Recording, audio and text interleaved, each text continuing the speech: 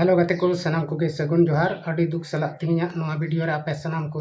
आतांग दारामे पेया गते को दुख खबर दो चित कना बांग कना नोआ वीडियो रे अबो पूरी बन बाडाया आदो जलाबन गते को बिलम कते नोआ वीडियो बन स्टार्ट लगी तबे गते को ते अबो को तला रे से नोआ झारखंड राज्य तला रे से झारखंड रेन हड़ को सनाम को लगी तिहिन दो अड़ी दुख रिया खबर कना चिदा से तिहिना खबर दो गोटा दुनिया से गोटा झारखंड हिलो उतर कदा चेदा से तिहिं अबो तलारे अबोरेन दिसम गुरु शिबू सोरेन उनी दो बनुय कदिया उनी दो तिहिं बोंगा तलायना लगभग 8 बजे कते 8 बजे अक्तोरे आदो उनी बोंगा तलायन नवा खबर दो आजरेन कोड़ा तलाई हेमंत सोरेन जहां दो झारखंड रेन मुख्यमंत्री कना उनी गी सदर किदा ट्वीट द्वारा आदो नितो गोटा झारखंड रे अडी सुना सुना बुझक कना आर पूरा झारखंड रे नितो हलचल मचाव कना जे मेनते अबोरेन पहिल से चिक को मेना भूतपूर्व मुख्यमंत्री जहां दो शिबू सोरेन ने तहलेन लहारे मिदम उनी दो बोंगा तलायना नुई दो अडी दिन खन Gangaram hospital sir Gangaram hospital Delhi रे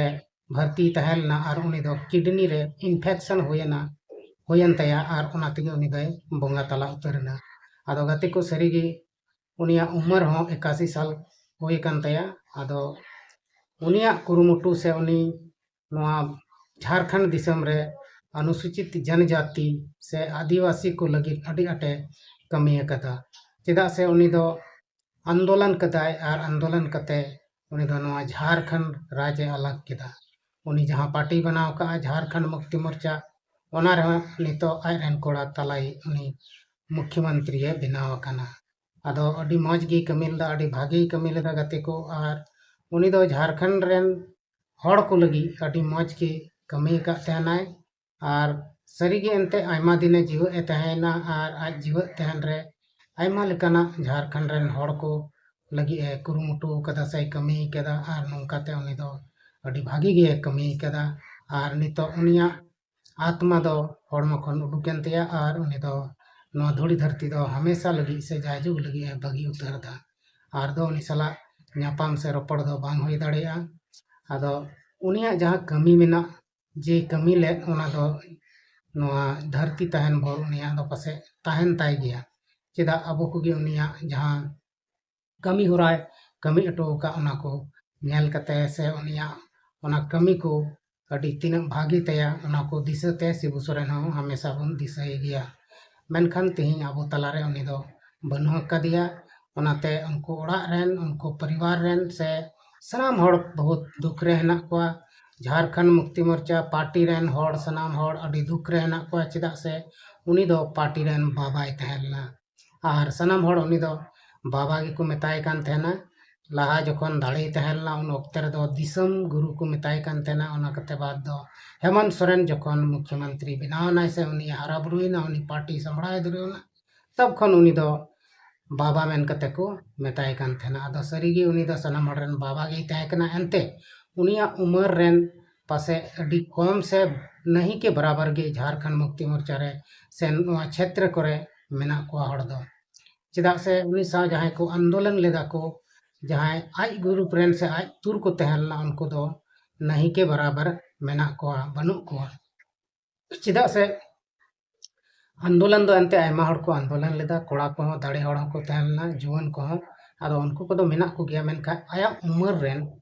आया कैटेगरी रेन तिना हड़ को ताहे कान उनको दो नोआ धरती रे बनु अका को लास्ट नुई गी तहलना और नुई होय बोंगा तलायन तबना अब को लगी आयमा ढेरे कमी अटो कदा और उनिया ओना कमी को कुत्ते को होते तगे अब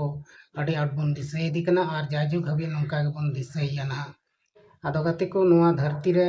अब बन बड़ाई गया जखन जन्म तखन गे मरण हो ऑल कान तबना आदो चील का बन हेज कना उनका गे चलाव रुवाड़ दो हुयुग तबन गया ओना तगे उनी हो नोआ धरती पुरी रे उनिया इना दिन गे तहलेना ओना तगे उनी दो आर हो रुवाड़ चलावना आदो उकारते बन चलाक कना ची लगी बन चलाक कना नोआ दो बाबन बड़ाई दाड़ेया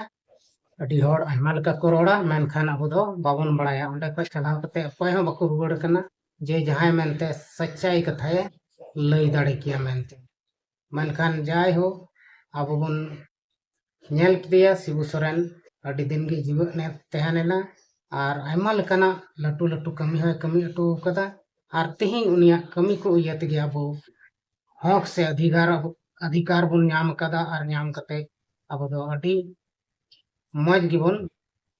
ᱛᱟᱦᱮᱱ ᱠᱟᱱᱟ ᱟᱵᱚᱣᱟᱜ ᱡᱚᱞ ᱡᱚᱝᱜᱚᱞ ᱡᱚᱢᱤᱱ ᱵᱚᱱ ᱨᱟᱠᱪᱟ ᱫᱟᱲᱮᱭᱟᱜ ᱠᱟᱱᱟ ᱟᱨ ᱱᱚᱝᱠᱟ ᱞᱮᱠᱟᱛᱮ ᱟᱵᱚ ᱫᱚ ᱟᱹᱰᱤ ᱵᱷᱟᱜᱮ ᱦᱮᱱᱟᱜ ᱵᱚᱱᱟ ᱟᱫᱚ ᱜᱟᱛᱮ ᱠᱚ ᱛᱮᱦᱮᱧᱟᱜ ᱱᱚᱣᱟ ᱵᱷᱤᱰᱤᱭᱳ ᱨᱮᱫᱚ ᱪᱮᱫ ᱟᱹᱰᱤ ᱟᱭᱢᱟ ᱵᱚᱱ ᱜᱟᱞᱢᱟᱨᱟᱣᱱᱟ ᱥᱮ ᱤᱱᱟᱹ ᱜᱮᱵᱚᱱ ᱜᱟᱞᱢᱟᱨᱟᱜᱼᱟ ᱪᱮᱫᱟᱜ ᱥᱮ ᱛᱮᱦᱮᱧ ᱜᱮ ᱩᱱᱤᱭᱟᱜ ᱡᱟᱦᱟᱸ ᱱᱤᱫᱷᱟᱹᱱ ᱦᱩᱭ ᱠᱟᱱᱟ ᱥᱮ ᱜᱚᱡ ᱜᱚᱯᱚᱡ ᱦᱩᱭ ᱠᱟᱱᱟ ᱚᱱᱟ ᱫᱚ ᱩᱱᱤᱭᱟᱜ ᱵᱚᱸᱜᱟ ᱛᱟᱞᱟ ᱥᱮ ᱟᱵᱚᱭ ᱵᱟᱹᱜᱤᱭᱟᱜ ᱵᱚᱱᱟ ᱛᱚᱵᱮ ᱛᱮᱦᱮᱧ ᱟᱹᱰᱤ ᱫᱩᱠ ᱫᱤᱱ ᱠᱟᱱᱟ